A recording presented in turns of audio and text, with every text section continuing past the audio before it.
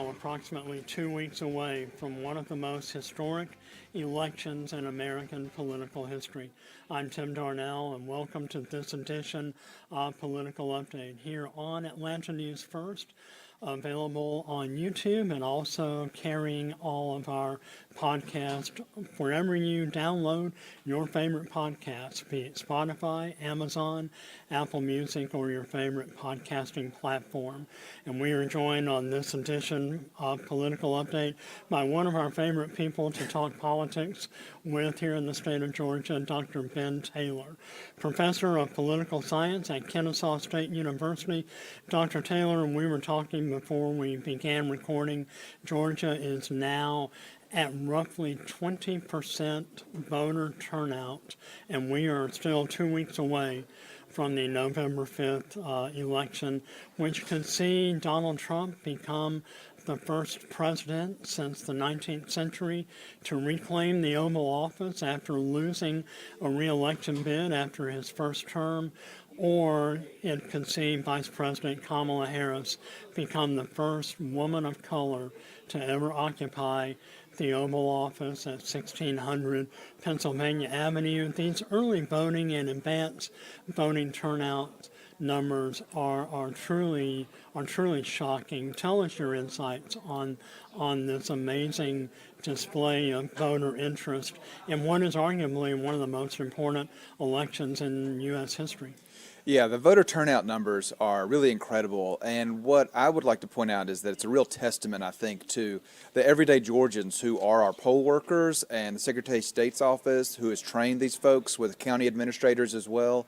So we have civil servants at the state and local level working with volunteers or very low-paid folks anyway, the poll workers doing an incredible job efficiently moving citizens through the process, and people are exercising their right to vote, which is always heartening to see. It's a very important step in the process. It's an obvious step in the process, but it's also very crucial because the state does a very robust job of trying to emphasize how people can vote, where people can vote, and so to see people use that opportunity is very heartening just from a democratic theory point of view.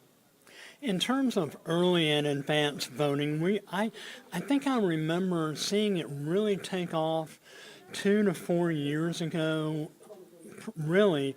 Honestly, 2 years ago during the gubernatorial election, we had record-breaking advance turnout, and that came on the heels of some very pointed criticisms from Democrats, from left-leaning folks, progressives, and some moderates that were accusing Georgia of implementing a so-called Jim Crow 2.0 election system where we were really purging some voter rolls and requiring more rigorous identifications.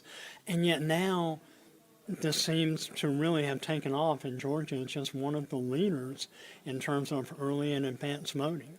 That's exactly right. And Georgia has been a leader in early and advanced voting for some time. We were one of the first states to implement early voting and no excuse absentee voting even long before that. But the fact of the matter is that, you know, the counterfactuals about what would voter turnout look like without those new rules and laws having been put in place in post-2020, that's an open question. We can't know what that would have looked like. But my sense is that the laws and the tension on them themselves created something of what people sometimes call a Streisand effect. Even though they might have had a depressive effect in general because everyone was paying so much attention and everyone was so aware of what the new rules were, it actually has contributed to people following those rules. And so I think both the advocates of the law changes as well as the opponents of those things can all say that things are working out. Like, I don't know particularly that Republicans or Democrats are helped or harmed. I don't think either party has an advantage per se in early vote in this election or in elections generally. That's just almost impossible to sort of assess. There's a lot of other variables at play there. But I think overall the effect of Georgia's voting laws and the effect of the administration of those laws is that we have exceedingly safe elections, exceedingly secure elections. That's been demonstrated again and again and again. And moreover, we have a lot of opportunity, a lot of access to voting for Georgia voters who would exercise their franchise.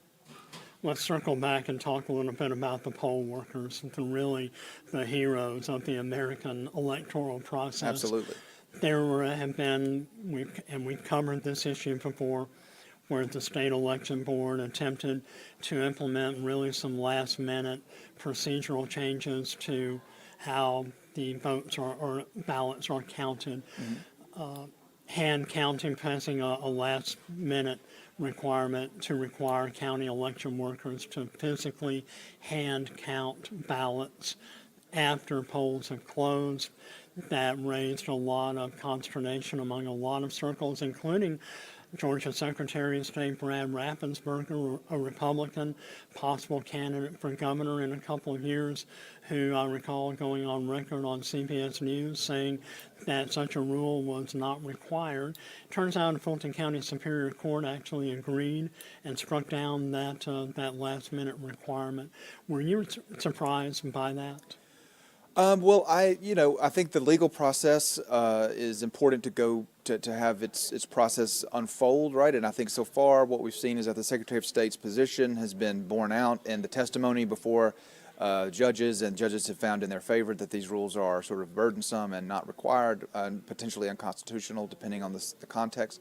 But the bottom line with new voter rules is, regardless of the quality or the merits of whether the rules are needed or necessary or not needed or not necessary, any changes to election rules are important, and they are often complex, and they require detailed and extensive training on the part of poll workers and county level administrators.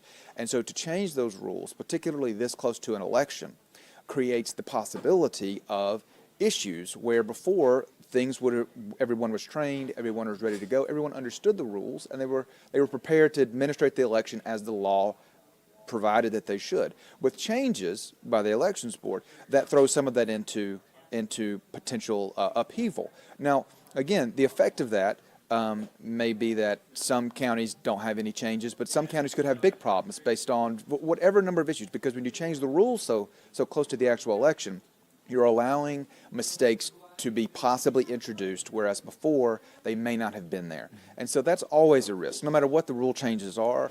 That's why previously I think Secretary of State Raffensperger has said that there should be like a 90-day window where no changes can be made. And of course, previously when Georgia was more constrained under the Voting Rights Act, those kinds of changes did have a sort of a long window. And of course, they required Justice Department approval as well.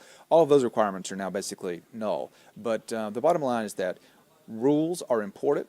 Our county and state level elections administrators and the on-the-ground poll workers who are citizens in all of our neighborhoods and all of our communities, they are extremely well trained, but to change the rules on them this close creates the possibility of just some kind of accident or administrative snafu that might not have otherwise been there had the rules not been changed.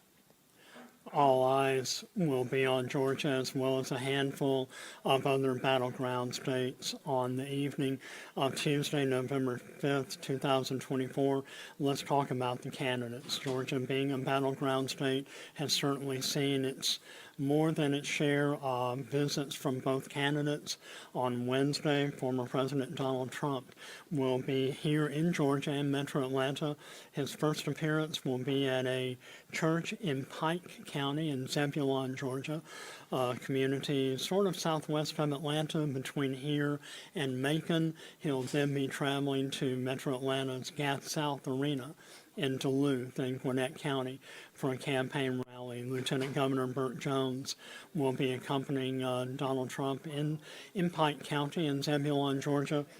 And of course, on Thursday, Vice President Harris will be joined by someone who is really unquestionably the biggest star in Democratic Party politics, former President Barack Obama.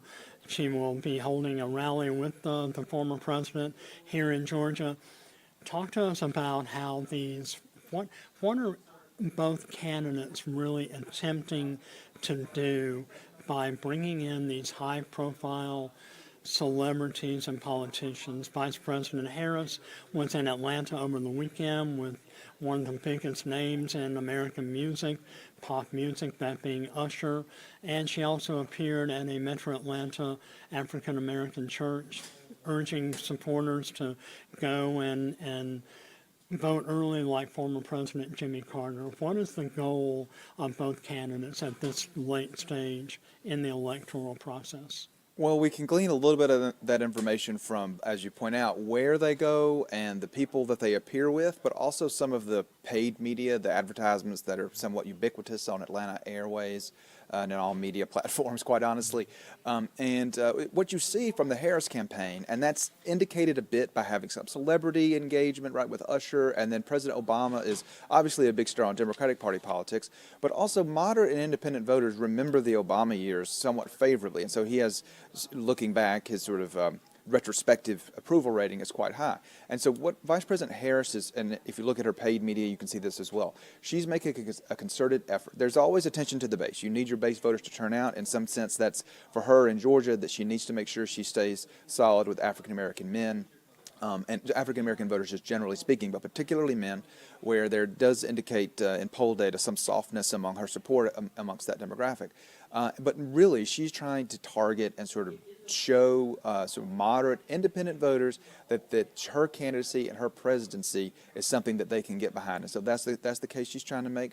Whereas President Trump, he's obviously trying to go for a base turnout model. I mean, you can see that in his paid advertisements. You see it in the kind of rallies going to Zebulon.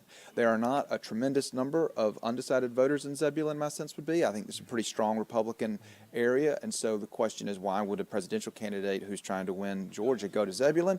Because former President Trump is trying to bring out his base vote.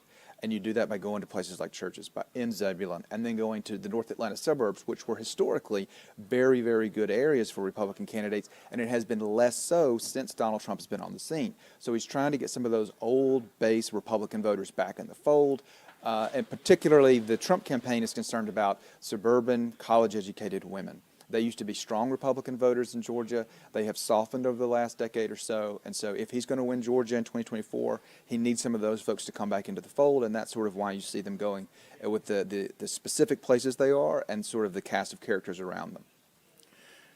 Voters are being literally bombarded, as you said, with the paid advertisements on virtually all forms of media. Some of the commercials are repetitive over and over, and yet new ones are being rolled out constantly. What is the role of these kind of political advertisements, some positive, mostly negative, trying to paint your opponent with some sort of negative brush, bringing out a lot of negative connotations and emotions?